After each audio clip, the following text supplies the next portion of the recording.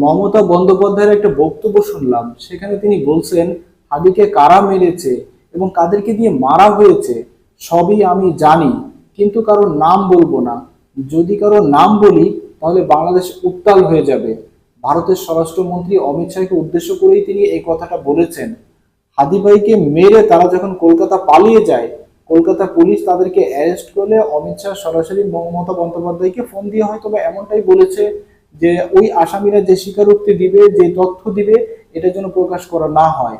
এটা প্রকাশ করলে হয়তো বা অমিত শাহ সরাসরি এই ঘটনার সাথে জড়িয়ে যেতে পারে।